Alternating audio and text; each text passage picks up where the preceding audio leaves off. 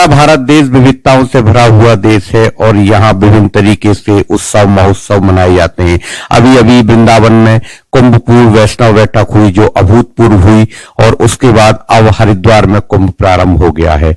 यहाँ भी देश के कोने कोने से, हिमालय से, कंदराओं से निकलकर साधु, सन्यासी, नागा, अघोरी और विभिन्न तरीके के योगी आए हुए हैं। ऐसे ही एक योगी वृंदावन से आए हैं जिनका वृंदावन में परिक्रमा मार्ग में अघोर शक्ति पीठ नाम से आश्रम है। ये हैं महामंडलेश्वर कपालिक गुरु बाल योगेश्वरानंद जी। जी हाँ, अघोरियों की दुनिया एक अलग तरीके की दुनिया होती है। बहुत से लोग कहते हैं अघोरी रहस्यमय होते हैं, इनके पास नहीं जाना चाहिए। लोग अक्सर इनसे दूरी बना के रखते हैं और डरते हैं। आइए आज इन्हीं रहस्यों से पर्दा उठाते हैं और हम आपको दिखाते हैं कि अघोरियों की क्या दुनिया होती है। जो प्रश्न हर एक के मन में है, हर व्यक्ति के मन में है, उन सारे प्रश्नों का समाधान, उत्तर ढूंढने की कोशिश करते हैं हम कपालिक गुरु श्री बाल योगेश्वरानंद जी के पास में। आइए मिलते हैं बाल योगेश्वरानंद जी से। महाराज जी प्रणाम। भारत टीवी में मैं आपका स्वागत करता हूं।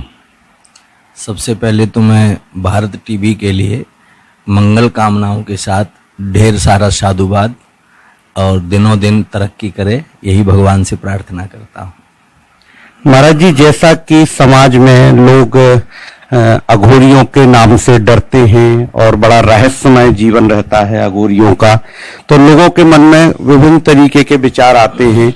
आज हम आपसे उन सब बातों के लिए समाधान के लिए आपके पास आए हैं और हम चाहेंगे कि हमारी सभी जो जितनी भी जिज्ञासाएं हैं हमारे अंदर, हमारे समाज के अंदर अघोरियों को लेके, उन जिज्ञासाओं का आपके माध्यम से समाधान हो। पहली बात यह है महाराज जी, मैंने सुना है कि अघोरी किसी भी जीव का, यहाँ तक कि मुर्दों का भी मांस खा लेते हैं और शराब का भी सेवन करते हैं। तो इसमें कौन सी साधना होती है, ये कौन सी साधना की जाती है ये सब करने के बाद में? देखिए, पहले हम आपको ये बता दें कि आज तक जितने लोगों ने जी अघोर के बारे में जो सुना है, जी जो देखा है, वह मूलतः एकदम बकवास और झूठ है। जी अघोरी को मुर्दे का मांस खाते किसने देखा? जी अघोरी को मदिरा पीते हुए किसने देखा? जी अघोरी अपनी साधना में क्या करता है, क्या नहीं करता है, वहां कैमरा कैसे गया, जी वहां पर मीडिया कैसे पहुंची? यदि ये सब चीजें हैं तो इससे सिद्ध होता है कि वहां कोई किसी प्रकार की अघोर साधना नहीं हो रही थी। जी हमने जो किताबों में पढ़ा काल्पनिक, जी उसी को ले जा करके हमने एक मूवी बना करके, जी फोटोग्राफ्स लेकर के, शूट आउट करके, और हमने इंटरनेट के माध्यम से लोगों को जो है डरावना और झूठ प्रस्तुत करके जी हमने उसका प्रोपोगंडा बना दिया। और अघोर जो है उसका अपभ्रंश है हिंदी में। अघोर कहते किसे हैं? घोर माने कठिन, अघोर माने सरल। कठिन से कठिन कार्य को, कठिन से कठिन वस्तु को जो सरल बना दे, उसी का नाम अघोरी है। कठिन क्या है? परमात्मा है। कठिन क्या है? हमारे जीवन की समस्याएं हैं। कठिन क्या है? हम जीवन कैसे जिएं, ये सब चीजें कठिन हैं। जैसे भिन्न भिन्न प्रकार के कार्य हैं हमारे जीवन में, कठिन से कठिन कार्य हैं, सरलता पूर्वक उसको कर लेना, उसे अघोर कहते। अघोर कोई पंथ नहीं है, अघोर एक साधना है। किसी भी संप्रदाय, किसी भी पंथ का कोई भी प्राणी इस साधना को कर सकता है, किया है। अघोर एक साधना है और अघोर साधना में क्या क्या होता है, क्या नहीं होता है, ये जानने और समझने के लिए आज तक किसी ने कोशिश नहीं की। सिर्फ एक ही कोशिश की कि अघोरी पे हम भी कोई मूवी दिखा दें, हम भी कोई फोटो दिखा दें सस्ती लोकप्रियता हासिल करने के लिए और ये काम- ऐसे लोगों को जी पकड़ ले गए, काले कपड़े पहना लिए, कुत्तों की हड्डियां डाल ली जी माला पहना के, और उनको प्रोपोगंडा बना करके शराब की बोतल रख के उसमें शॉट आउट करके और मूवी बना के प्रस्तुत कर दिया।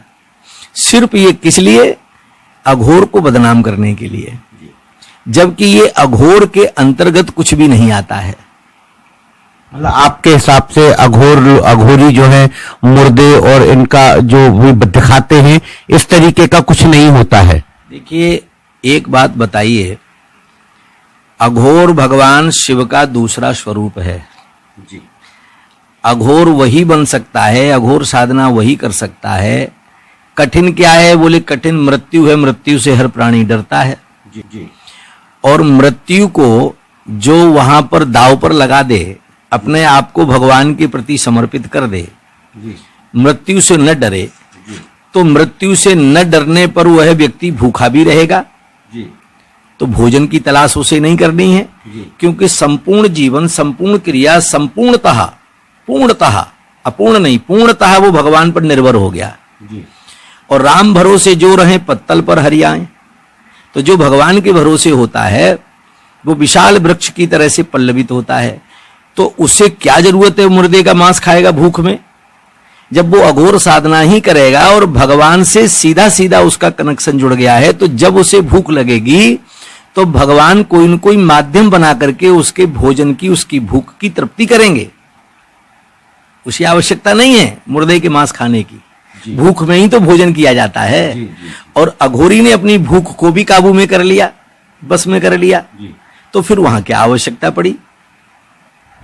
महाराज जी, अघोरी तंत्र विद्या भी करते हैं, और इस विज्ञान के युग में क्या तंत्र विद्या का कोई औचित्य या वजूद है? पहले तो योगेश जी हम ये जान लें कि तंत्र कहते किसे हैं। जी तंत्र कोई विद्या नहीं है। तंत्र माने है एक साधन, व्यवस्था, लोकतंत्र, प्रजातंत्र, अर्थतंत्र, मंत्र तंत्र। तंत्र माने व्यवस्था को कहते हैं। तो हम कोई गलत नहीं कर रहे हैं, हमने अपने को, अपने जीवन को कैसे व्यवस्थित किया है उसी का नाम तंत्र है। हमने व्यवस्थित किया है एक सुनसान चिता के पास जाके, शमशान में बैठ करके हमने अपनी व्यवस्था को व्यवस्थित किया, जीवन को। आपने घर गृहस्थी बसा के अपने जीवन को व्यवस्थित किया है।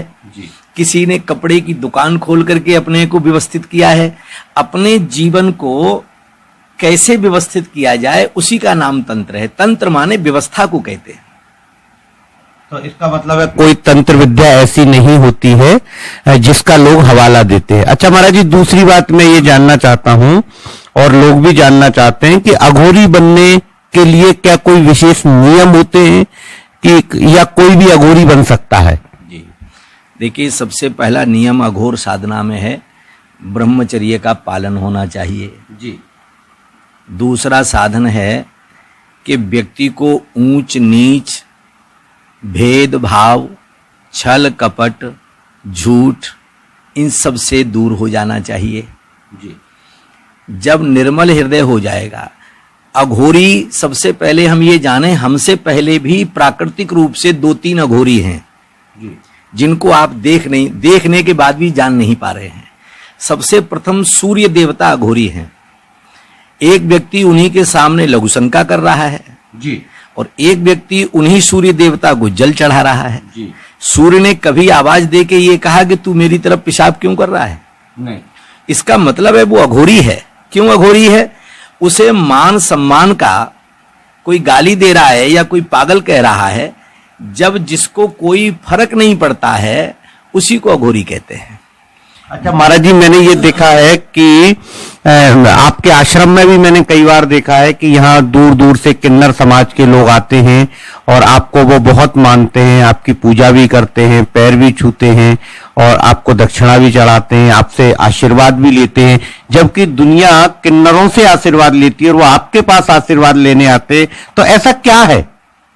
देखिए, अंतर सिर्फ इतना होता है योगेश जी कि एक व्यक्ति भगवान की खोज में निकलता है और जगह जगह भगवान को खोजता है जी। और एक ऐसा भी साधक होता है जो एक स्थान पर बैठ करके भगवान को अपने ध्यान अवस्था, अपने पठन पाठन पूजन से, अपनी भक्ति से, अपनी भावनाओं से, अपनी श्रद्धा से, अपने समर्पण से भगवान को वहीं प्रकट कर लेता है जी। तो किन्नर ही नहीं, मेरे यहाँ सभी आते हैं, और जब किन्नर जो आते हैं तो हम उनमें भी भगवान का दूसरा स्वरूप देखते हैं, क्योंकि किन्नर मूलतः प्रथम दृष्टया वो बाल ब्रह्मचारी कहे जाएंगे, क्योंकि जिसके पास कोई कामातुर चीज रही नहीं जी। तो उसको हम लोगों ने एक अर्धनारीश्वर का रूप दिया है। तो वो अर्धनारीश्वर अघोरी के यहाँ नहीं जाएंगे और किसके यहाँ जाएंगे? हम लोग तो अर्धनारीश्वर भगवान के ही पुजारी हैं। तो हो सकता है उस रूप में वो लोग यहाँ दर्शन देने ही हमें चले आते हों। महाराज जी, जहां तक देखा जाता है कि किन्नर को समाज में अच्छी दृष्टि से नहीं देखा जाता, उनको हे दृष्टि से देखते हैं और वो समाज द्वारा प्रताड़ित भी होते हैं, तो क्या ये ठीक है? देखिए, ये दुनिया में एक समाज है, ऊंच नीच की भावनाएं जो हैं जी। इन सब चीजों में जो मनुष्य जीवन जीता है जी। इसीलिए आज हमारे भारत की संस्कृति का और हमारे भारतीय संस्कारों का हनन हुआ है। आज हम अगर अपने से इन सब चीजों को दूर नहीं करते तो भिन्न भिन्न मतों में, भिन्न भिन्न संप्रदायों में, भिन्न भिन्न धर्मों में लोग विभाजित नहीं होते, धर्मों में लोग विभाजित नहीं होते। हम ही हिंदुओं में से लोग ईसाई बने जी। वो प्रताड़ित होकर ही बने। हम ही यहां से, या उनको किसी तरीके से उन्होंने जो है मानसिक रूप से तैयार किया। तो हम लोग ये अछूतपन की जो जिंदगी जी रहे हैं लोग, जो हम अपने से दूर करते हैं, इसे छुओ मत, छुआछूत की बीमारियां हैं, ये सब गलत हैं। ये सब हमारे हैं। आपके घर में जन्म लेने वाला बच्चा किसी कारणवश मान लीजिए वो इस प्रकार की व्यवस्था में प्रकृति दैवीय शक्ति से हो गया, तो क्या वो आपका अंग नहीं है? वो भी एक समाज का अंग है। मतलब समाज को उसे स्वीकार करना चाहिए, स्वीकार भी करना चाहिए और उसे उसके जैसा स्थान भी देना चाहिए। ठीक बात है। महाराज जी, कहते हैं अघोरियों को क्रोध बहुत आता है, तो क्या आपको भी क्रोध आता है या सारे अघोरियों को भी क्रोध आता है? देखिए, पहली बात तो हम जान लें, हमने आपसे कहा कि घोर माने कठिन, अघोर माने सरल जी। अघोरी से ज्यादा सॉफ्ट नेचर का जी। अघोरी से ज्यादा प्रसन्न मुद्रा का खुश मिजाज कोई भी इंसान इस धरती पर नहीं होता। दिखावटी में उसे आप लोगों को लगता है कि अघोरी जो है वो क्रोधी होते हैं, कारण वो प्रयास करता है कि आप मुझे घृणा की दृष्टि से देखें, आप मुझे गलत कहें, जिससे मेरे पास भीड़ कम रहे, क्योंकि उसे व्यापार नहीं करना है, उसे बिजनेस नहीं करनी है, उसे अधिक जन समूह नहीं जोड़ना है, क्योंकि उसे इन सब चीजों से दूर रह करके उसकी दुनिया एकाकी हो गई है। वो सिर्फ व सिर्फ भगवान से अपनी कनेक्टिविटी जोड़ता है। महाराज जी, देखा गया है कि अघोरी एकांत और शमशान में ही रात्रि के समय साधना करते हैं, ऐसा क्यों? सबसे पहले योगेश जी हम ये जान लें, भारत टीवी के माध्यम से पूरे देश में लोगों को जो देख रहे हैं या जो सुनेंगे उन्हें समझ लेना चाहिए, हमारे यहाँ 2 शमशान हैं जी।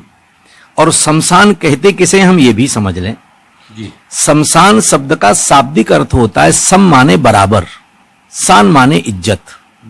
जहां सबकी इज्जत बराबर होती है उसका नाम शमशान होता है। ठीक बात। राजा मरेगा वो भी वहीं जलेगा 6x6 में जी। भिखारी मरेगा वो भी वहीं जलेगा जी। जाति का कुजाति का किसी भी जाति का मरेगा सब वहीं जाएंगे।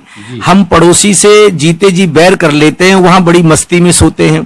तो अघोरी रात में शमशान में बैठ करके सिर्फ यही अध्ययन करता है कि जो कल वहां लड़ रहे थे यहां प्यार से आपस में दोनों सो रहे हैं, करवट भी नहीं बदल रहे हैं। तो दुनिया में लड़ाई झगड़ा, वैमनुष्यता, अधर्मता, हठ धर्मता और ये सब प्रपंच को त्याग करके व्यक्ति को पहले ही ये समझ लेना चाहिए कि हम सबसे प्रेम करें।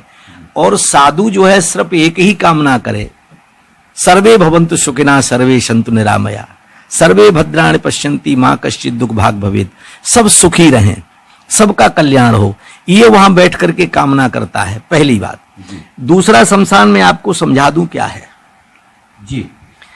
हमारे यहां जो परिस्थितियों के कारण जी जो वेश्यावृत्ति जिसको कहते हैं जी, देह व्यापार के कार्य करती थी, जो हमारे यहाँ अब तो लगभग बंद है और अब धीरे धीरे वो समाप्त भी हो जाएगा, हम लोग भी उस पर काम कर रहे हैं जी। उससे ज्यादा बड़ा शमशान कोई नहीं है। वैश्यावृत्ति वाली हमारी माता का, उस महिला का जो बिस्तर है जी उसमें और शमशान में कोई फर्क नहीं है। वहां रोगी आए निरोगी आए, जी राजा आए भिखारी आए, वो तन देती है और धन लेती है। बिस्तर एक ही होता है और एक ही प्रकार का व्यवहार होता है। तो वो भी शमशान है, वहां भी एक जैसा व्यवहार होता है, और वो भी शमशान है, वहां भी एक जैसा व्यवहार होता है। ये दोनों ही स्थान शमशान है। महाराज जी कहते हैं कि दुनिया में स्त्री संसर्ग से मनुष्य को अपार आनंद की अनुभूति होती है, तो क्या इससे अघोरी वंचित रहते हैं या वो भी इस तरीके का आनंद लेते हैं? देखिए, स्त्री शब्द जो है एक शक्ति स्वरूपा शब्द है जी। और शक्ति आनंद के लिए नहीं होती है, शक्ति आशीर्वाद के लिए होती है जी। हम शक्ति का, मां का, नारियों का सदुपयोग करें, हम उनका दुरुपयोग ना करें, हम उनका सम्मान करें। ये नारकीय जीवन तो आम आदमी जीता है, उसका स्वाद लेकर के, उस जीवन को जी करके उसे क्या अनुभव होता है, उससे अलग हट करके तभी तो अघोरी के पास आता है कि मैंने जो जीवन जिया है मेरा नरकीय जीवन हो गया है, अब इससे अलग हटके महाराज आप आशीर्वाद दे के बताइए मैं क्या करूं। तब अघोरी अपनी व्यवस्था के द्वारा उसका उत्थान करता है, उसको आशीर्वाद देता है। अघोरी इस कार्य को नहीं करता है, वो तो माता की भक्ति करता है, मां को मां समझता है, हर स्त्री में मां का स्वरूप देखता है। महाराज जी, एक मन में बात और है कि जैसे शमशान में बैठ के अघोरी साधना करते हैं तो वहां मुर्दे की जो राख होती है उस भस्म को मैंने बहुत अघोरियों के शरीर पर लेपन करते हुए देखा है, तो ऐसा क्यों करते हैं वो? देखिए, चिता भस्म का मतलब होता है, वैसे तो इसके प्रमाण बहुत हैं शास्त्र के जी। लेकिन हम सूक्ष्म रूप में आपको इतना ही बता दें कि शरीर पर चिता भस्म का लेपन करने के बाद हमें अपनी ये सोच बदल देनी चाहिए कि आज मेरी मृत्यु हो गई है, मैंने चिता भस्म का लेपन कर लिया, मेरी मृत्यु हो गई। फिर उसको एक अंदर से आवाज उठती है, अरे मैं तो अभी जीवित हूं। तो फिर अंदर से उसे जीवित होने का जब एहसास हो तो उसे ये सोच लेना चाहिए कि मैंने चिता भस्म का लेपन करने के बाद अपने आप को मृतक घोषित कर दिया, और यदि अब मैं जीवित हूं तो सिर्फ व सिर्फ एक भगवान के नाम के लिए और उसके कार्यों के लिए जीवित हूं, संसार के कार्यों के लिए मेरी मृत्यु हो गई है। तो चिता भस्म का लेपन करके उसे ये एहसास करना चाहिए, उसे उसका जो है आभास होना चाहिए कि मैंने अपने आप को दुनिया के अनेक व्यसनों से दूर करके और अपने आप को मार दिया है। महाराज जी, हरिद्वार में आपका भी आश्रम है और आप भी हरिद्वार में हैं इस समय, तो यहाँ जो शाही स्नान की व्यवस्था है, तो ये शाही शब्द आज तक हमारी समझ में नहीं आया, इस पर थोड़ा सा हमको प्रकाश डालिए। शाही शब्द क्या है, क्यों शाही स्नान का नाम दिया गया और किन्हें शाही स्नान पहले करने का अधिकार प्राप्त है, ये किस तरीके की व्यवस्था है? देखिए, हमारे यहाँ पहले राजतंत्र था जी, और राजतंत्र में इसको कहते थे राजाशाही जी। राजा किस व्यवस्था के तहत निकले स्नान के लिए, क्योंकि राजा अपने महल से अपनी सेना को लेके, अपने रथ घोड़े पालकी हाथी सब पूरे सेना को ठाट बाट को लेकर के स्नान के लिए निकलते थे जी। उसको कहते थे राजाशाही, राजाशाही जीवन, राजा जैसा, शाही माने जैसा, तुल्य जी। तुलना। जब राजतंत्र समाप्त हुआ जी। तो हमारे आदि शंकराचार्य भगवान ने यहां एक सनातन धर्म की स्थापना करके 10 नामी सन्यासियों की स्थापना की जी। और उन्होंने 4 पीठों का निर्माण किया जी। उन पर 4 शंकराचार्य धर्मगुरु के रूप में नियुक्त किए जी। और उन शंकराचार्यों ने अखाड़े द्वारे बनाए जी, और उनकी अपनी अपनी परंपराएं, अपने अपने ध्वज, अपने अपने देवताओं का निर्माण किया जी, और उनके स्वामी के रूप में महामंडलेश्वर, आचार्य महामंडलेश्वर पीठाधीश्वर जिसे कहते हैं, जी, उनको जो है स्थापित किया। तो राजाओं ने एक शर्त रखी थी राजतंत्र में जी, कि जो चमर, छत्र, मुकुट, सिंहासन राजा लगा करके जी, गंगा स्नान करता है या प्रजा को दर्शन देता है, राजतंत्र समाप्त होने के बाद हमारे राजतंत्र से संबंधित जो हमारे राजाओं के धर्मगुरु थे, जी, हम उन अपनी संस्कृति को धर्मगुरुओं को दान कर रहे हैं। तो साधना में है ब्रह्मचर्य का पालन होना चाहिए। जी, दूसरा साधन है कि व्यक्ति को ऊंच नीच, भेदभाव, छल कपट, झूठ, इन सब से दूर हो जाना चाहिए। जी, जब निर्मल हृदय हो जाएगा, अघोरी, सबसे पहले हम ये जाने, हमसे पहले भी प्राकृतिक रूप से 2-3 अघोरी हैं जी, जिनको आप देखने के बाद भी जान नहीं पा रहे हैं। सबसे प्रथम सूर्य देवता अघोरी हैं। एक व्यक्ति उन्हीं के सामने लघुशंका कर रहा है जी, और एक व्यक्ति उन्हीं सूर्य देवता को जल चढ़ा रहा है। जी, सूर्य ने कभी आवाज दे के ये कहा कि तू मेरी तरफ पेशाब क्यों कर रहा है? नहीं, इसका मतलब है वो अघोरी है। क्यों अघोरी है? उसे मान सम्मान का कोई गाली दे रहा है या कोई पागल कह रहा है, जब जिसको कोई फर्क नहीं पड़ता है उसी को अघोरी कहते हैं। अच्छा महाराज जी, मैंने ये देखा है कि आपके आश्रम में भी मैंने कई बार देखा है कि यहाँ दूर दूर से किन्नर समाज के लोग आते हैं और आपको वो बहुत मानते हैं, आपकी पूजा भी करते हैं, पैर भी छूते हैं और आपको दक्षिणा भी चढ़ाते हैं, आपसे आशीर्वाद भी लेते हैं, जबकि दुनिया किन्नरों से आशीर्वाद लेती है और वो आपके पास आशीर्वाद लेने आते। तो ऐसा क्या है? देखिए, अंतर सिर्फ इतना होता है योगेश जी कि एक व्यक्ति भगवान की खोज में निकलता है और जगह जगह भगवान को खोजता है, जी, और एक ऐसा भी साधक होता है जो एक स्थान पर बैठ करके भगवान को अपने ध्यान अवस्था, अपने पठन पाठन पूजन से, अपनी भक्ति से, अपनी भावनाओं से, अपनी श्रद्धा से, अपने समर्पण से भगवान को वहीं प्रकट कर लेता है। जी, तो किन्नर ही नहीं, मेरे यहाँ सभी आते हैं, और जब किन्नर जो आते हैं तो हम उनमें भी भगवान का दूसरा स्वरूप देखते हैं, क्योंकि किन्नर मूलतः प्रथम दृष्टया वो बाल ब्रह्मचारी कहे जाएंगे, क्योंकि जिसके पास कोई कामातुर चीज रही नहीं, जी, तो उसको हम लोगों ने एक अर्धनारीश्वर का रूप दिया है। तो वो अर्धनारीश्वर अघोरी के यहाँ नहीं जाएंगे और किसके यहाँ जाएंगे? हम लोग तो अर्धनारीश्वर भगवान के ही पुजारी हैं। तो हो सकता है उस रूप में वो लोग यहाँ दर्शन देने ही हमें चले आते हों। अर्धनारीश्वर का रूप दिया है, तो वो अर्धनारीश्वर अघोरी के यहाँ नहीं जाएंगे और किसके यहाँ जाएंगे? हम लोग तो अर्धनारीश्वर भगवान के ही पुजारी हैं। तो हो सकता है उस रूप में वो लोग यहाँ दर्शन देने ही हमें चले आते हों। महाराज जी, जहां तक देखा जाता है कि किन्नर को समाज में अच्छी दृष्टि से नहीं देखा जाता, उनको हे दृष्टि से देखते हैं और वो समाज द्वारा प्रताड़ित भी होते हैं। तो क्या ये ठीक है?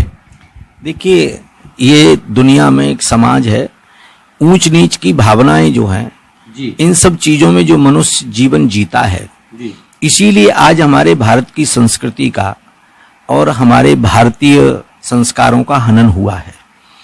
आज हम अगर अपने से इन सब चीजों को दूर नहीं करते तो भिन्न भिन्न मतों में, भिन्न भिन्न संप्रदायों में, भिन्न भिन्न धर्मों में लोग विभाजित नहीं होते। इन्होंने पूरे अघोर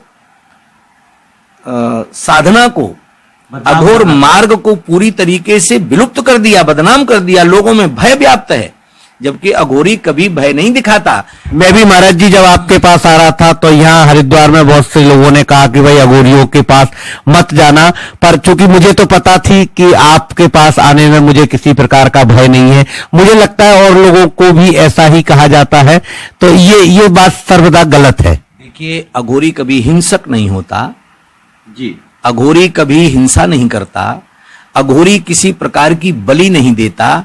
जब उसने अपनी बलि दे दी जी। और चिता भस्म का लेपन कर लिया जी। तो और किसकी बलि देगा?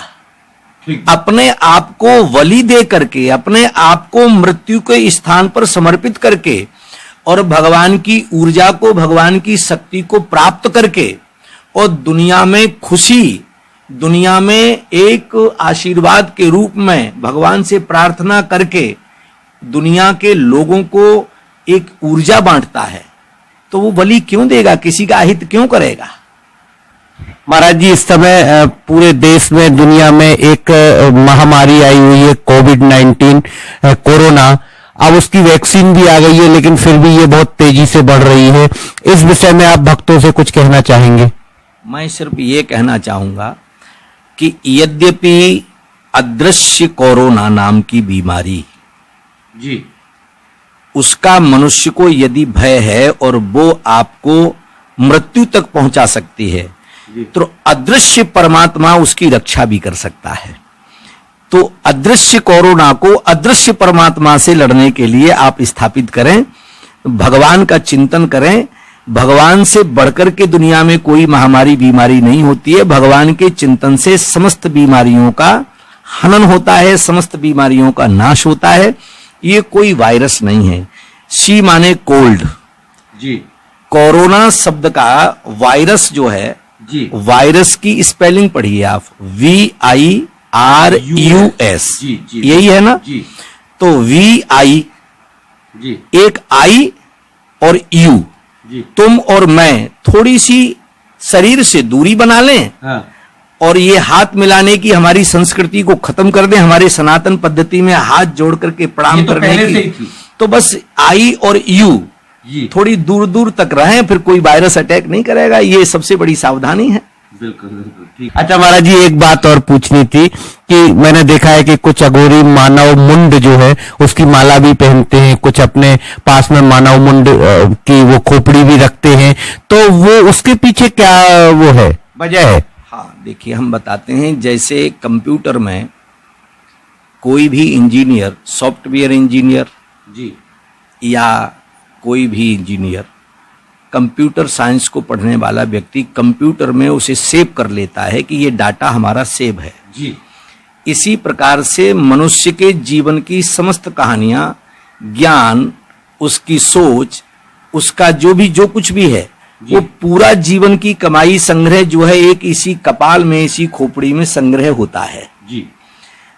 इसको हम कपाल कहते हैं और ये एक कंप्यूटर का काम करता है। तो जो कपालिक शब्द इस्तेमाल होता है महाराज जी, वो शायद इसी वजह से है। जैसे कपालिक का मतलब होता है, भगवान का एक नाम कपालिक, कपालेश्वर भी है भगवान भोलेनाथ का जी। कपाल का मतलब होता है एक पात्र, एक कटोरा, एक संग्रह, एक व्यवस्था आपके मनुष्य में।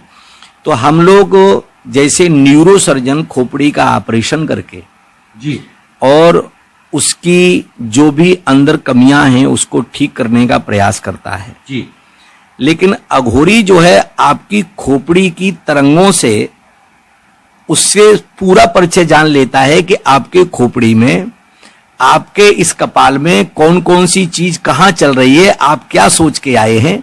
तो वो पूरा ऑपरेशन बिना खोले ही खोपड़ी का कर देता है। हाँ, जैसा कि मैं देख पा रहा हूं कि आपके पास भी यहाँ एक खोपड़ी, ये देखिए, ये रखी हुई है, और तो इसलिए मेरे मन में ये विचार आया और मैंने आपसे ये प्रश्न किया है। देखिए, आप अपने शिष्यों को, भक्तों को कोई संदेश देना चाहें महाराज जी, तो हमारे चैनल के माध्यम से।